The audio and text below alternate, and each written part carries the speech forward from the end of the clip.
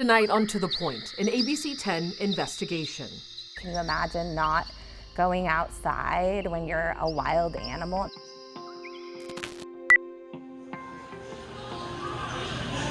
It was like walking into a shopping center that they had emptied out the clothes and shoved a bunch of animals in.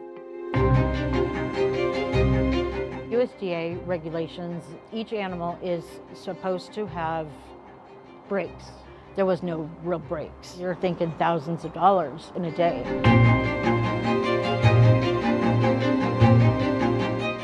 1,500 different species of animals among 5 different continents. Everything is hands-on. We couldn't even see the animal that we were feeding. It was just filthy. The thing just completely came out of the water and got her hand. There's no excuse for animal abuse! I think it's awesome Folsom needed a place like this. I think Sequest is a recipe for disaster. Thank you for joining us tonight for To The Point. I'm Alex Bell. Zoos and aquariums host roughly 180 million people each year, but some critics are worried about the safety standards for both animals and customers at a popular interactive aquarium called Sequest, where customers can touch, pet, and feed wild animals. ABC 10 investigative reporter Andy Judson joins us now because you've been looking at just this issue. Yeah, Alex, Sequest has 7 locations across the country, and our story will focus on the one right here in California at Folsom, where former employees said animal care is seriously lacking while the company rakes in thousands of dollars. Costa Rica, known for lush jungles and tropical rainforests. Over 500,000 wildlife species call it home, including the sloth. Yet some of these nocturnal, tree-dwelling creatures are 4,000 miles away. In Folsom, in a mall. It was like walking into a shopping center that they had emptied out the clothes and shoved a bunch of animals in. Amanda Turner's family went to Sequest for the otters. They're not pretty. They're not pretty. That we couldn't even see the animal that we were feeding, and it was just filthy. Sequest is a national chain with 7 different locations across the U.S. advertised as interactive aquariums. But it's not just fish. Wild animals from 5 different continents are at the Palladio Folsom Mall, the only Sequest location in California. I was just overall disgusted with the conditions, the smell, how they were treated. So we decided to go to Sequest to get a first-hand look.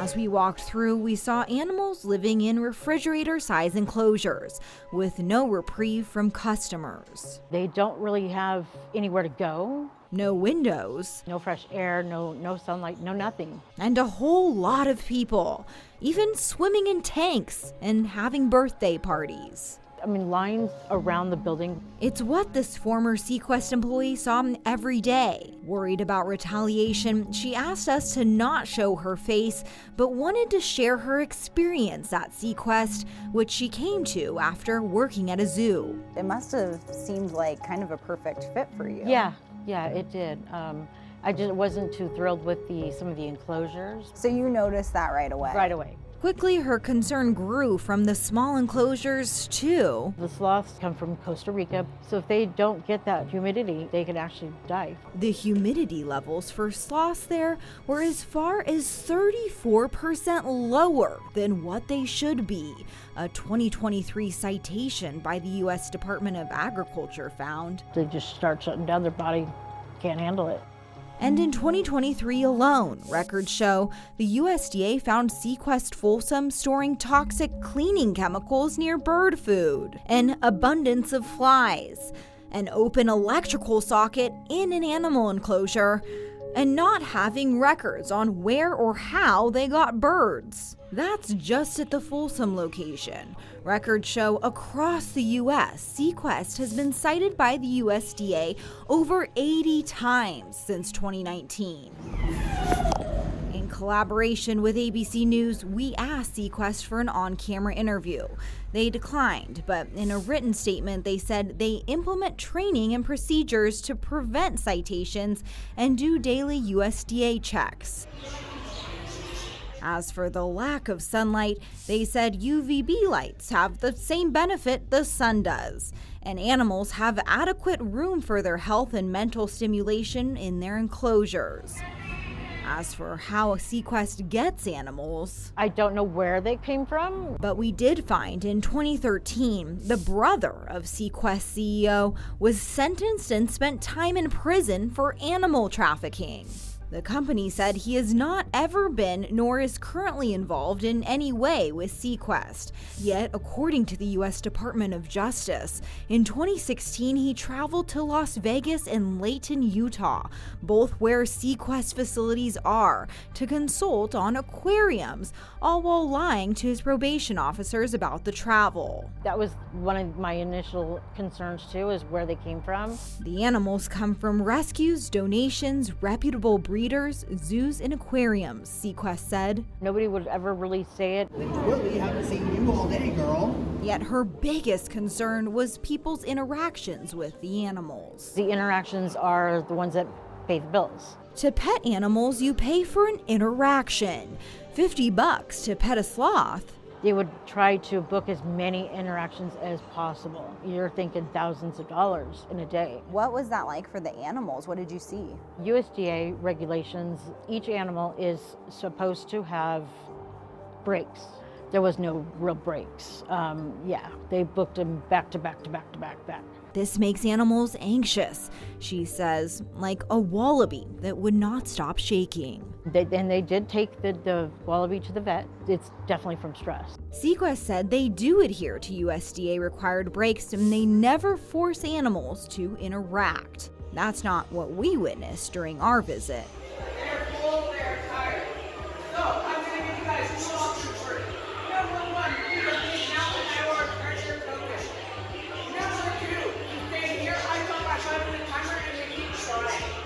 We got interactions to do, interactions to do, interactions to do. Employees were encouraged to prioritize interactions over animal care, she says. Sequest said their number one priority is animals' health and safety. Do you feel that the animals' quality of life was sacrificed so they could make money? Absolutely. Yeah.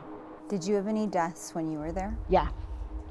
We had a few. Sequest said the vast majority of animals' deaths have been from natural causes. The true number of animals that die at Sequest is unknown, the U.S. Humane Society says. Animals do die and they're replaceable in just a few minutes because they can just get a new one and name it the same thing.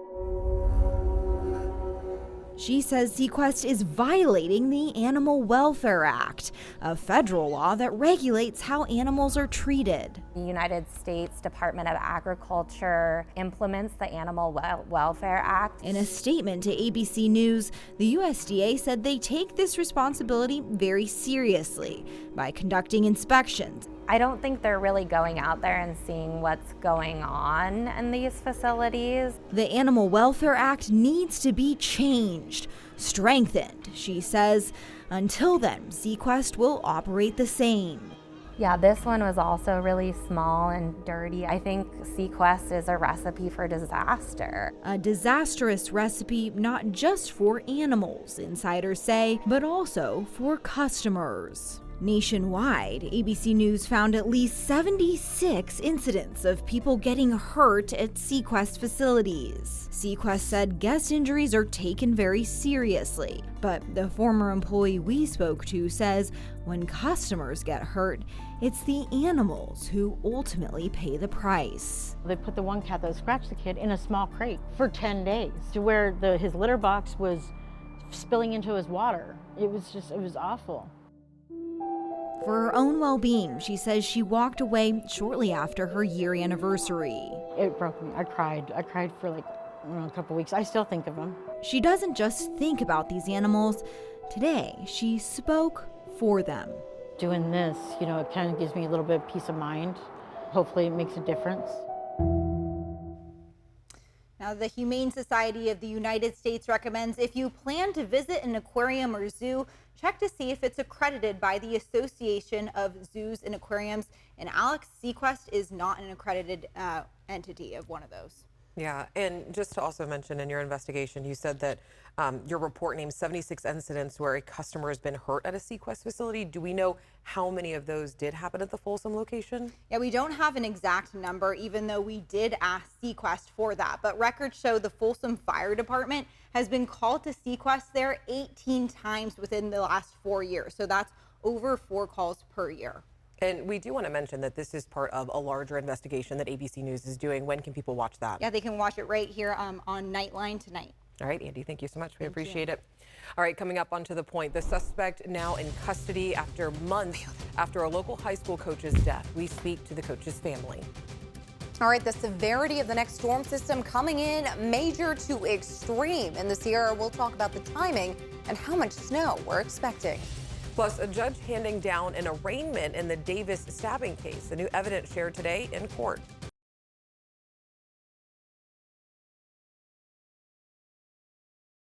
All right, let's get straight into your forecast. Meteorologist Carly Gomez here. We're getting ready to see the largest storm that we've seen all of this winter, right? Yeah, that's right. We are preparing for the next big storm system, but it's not just the rain for the storm that's coming into the valley. It's the big concern for the Sierra snow. In a very short amount of time, a lot of snow falling and then blowing, creating a blizzard warning. That's already a warning in effect for the next storm system. And typically we get this closer to the date, but we really haven't had this widespread of a blizzard warning. Blowing snow with low visibility is expected Friday and Saturday. Low elevation snow as low as 2,000 feet is possible. And that's not just 1 inch. We're talking as much as 1 to 6 inches of snow around that elevation. 4 to 8 feet of snow is possible Thursday through Sunday. So this is a lot coming at us in a short amount of time. Kicking up early morning on Thursday, we'll see it at the higher elevations. Then moving into your Friday morning, we'll see about 5,000 feet in elevation. Then finally Saturday morning, we could drop down to as low as 2,000 feet in elevation for snowfall. And again, Thursday morning, 4 a.m. until Sunday, 10 a.m. The system expected to be passing through on Sunday. Finally, the wind gusts are going to be really ramping up for the valley, anywhere from 20 to 35, 40 mile per hour wind gusts, and over the Sierra Crest, 40 to 60 plus mile per hour wind gusts. That'll be from Thursday on into your Friday and Saturday. Finally, as we take a look here into our Futurecast radar, we're going to look nice tomorrow. So enjoy your Wednesday with some sunshine. Thursday, we'll start to see a next storm system pushing in with showers into your evening hours on Thursday. More of that snow continuing for your Friday with the heavy stuff coming in Friday night into Saturday. Taking a look here, you can see it starting to come in by Thursday night as we'll get that nice little shot of showers into the valley. And then finally Saturday, the low elevation snow expected to move in, and that's going to cause quite a mess for 50 and 80. A lot of people I know love to head up there on the weekends, go skiing and snowboarding. This is one of those instances that you really got to pay attention to the road conditions. As we also take a look into Tuesday, the next major storm system expected to move in. That'll be Tuesday, Wednesday, and potentially as late as Thursday. We look at rain totals. We're only looking really about a ½ inch to 1.5 inches of rain in the valley. It's really the big storm system coming into the Sierra that's expected to bring those anywhere from 4 to 8 feet of snowfall. Now we'll be looking at temperatures dropping off into the low 50s by Saturday. Then we'll be up into the upper 50s and low 60s next week. All right, Carly, thank you. Next, on to the point, a high school coach killed outside a nightclub. Tonight, a suspect in custody, and we speak to the coach's family. Plus, another looming government shutdown, President Biden's message to congressional leaders.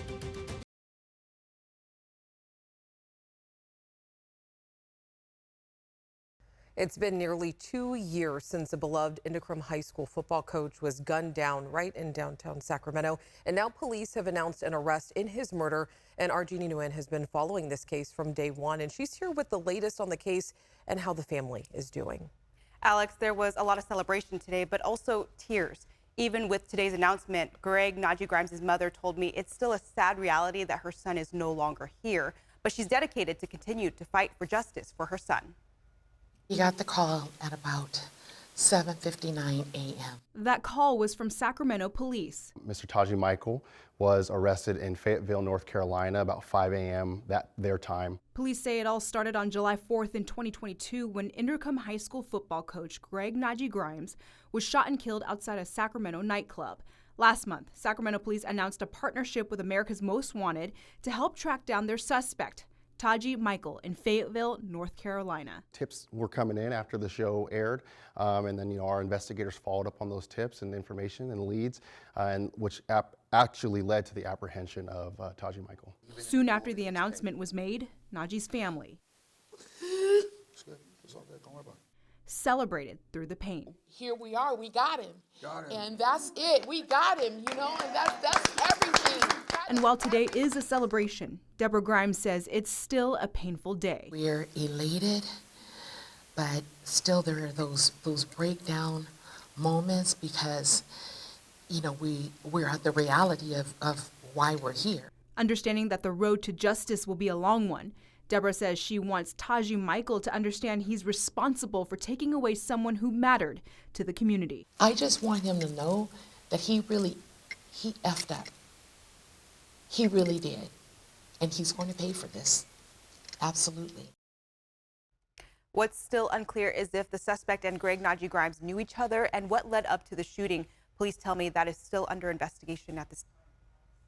All right, Jeannie, thank you. Just wrapping up tonight in Yolo County, the initial hearing came to an end for Davis stabbing suspect Carlos Dominguez, and it comes after he was deemed fit to stand trial. So a judge says that there is enough evidence to show probable cause that Carlos Dominguez committed the crimes and intended to kill, not just injure, 50-year-old David Breaux and 20-year-old UC Davis student Kareem Abu Najim. The judge based this decision on a number of pieces of evidence presented during this preliminary hearing. Among them, prosecutors say that Dominguez's DNA was found on a knife sheath recovered near the bench where David Breaux was found. And an officer who testified said Dominguez was seen on surveillance before and after the third stabbing of the victim, Kimberly Gilroy. Now, Dominguez will appear in court for arraignment on March 13th. He is being held on no bail.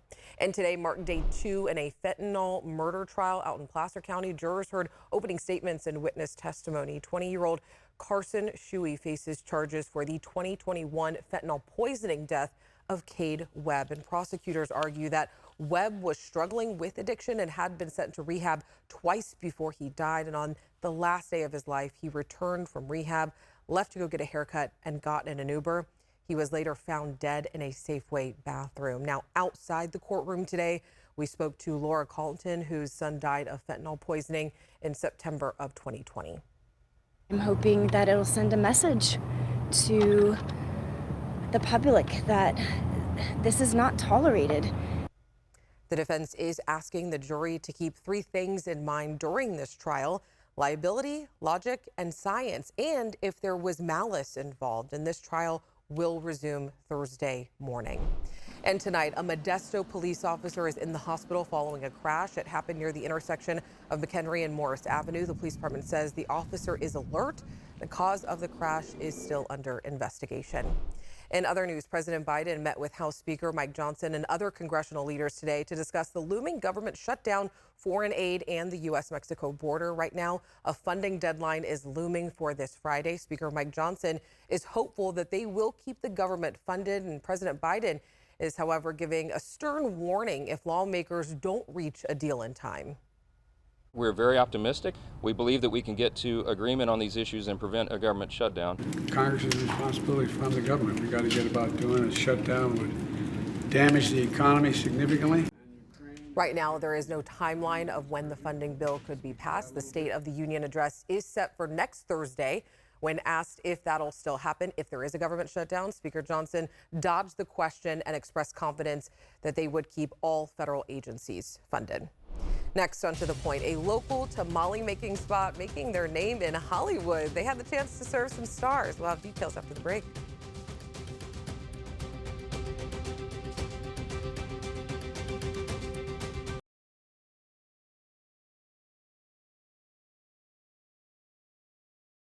Welcome back. A popular local tamale spot just got a 5-star review for themselves. The Warner Brothers movie filming across Northern California with Leonardo DiCaprio and Sean Penn just couldn't get enough of Yolanda's tamales. Someone on the production staff found Yolanda's on Yelp and called wanting 300 lunches in just 3 hours. Right, so hard. I was like, you know, we could deliver the food to you guys. I could take my food truck. I could take my trailer. I could do a grill setup. I was like, I could do whatever you guys want. I could do it on site, on set. You know, I was like, just let us be out there. But unfortunately, no. All right, regardless, Andres Yanez says that in his 15 years of running the restaurant and food truck, it is the coolest order that he has ever taken. And he hopes that Leonardo DiCaprio and Sean Penn, who star in the film, tried his food. And Yolanda's, they have been serving Sacramento since 1988. And yes, after seeing this story, I'm definitely going to be checking them out myself. All right, you already know we love telling your stories. We love getting to meet you. So if there is something you think we should be looking into, make sure you reach out to me and the team. Hope you have a great night, and I'll see you later.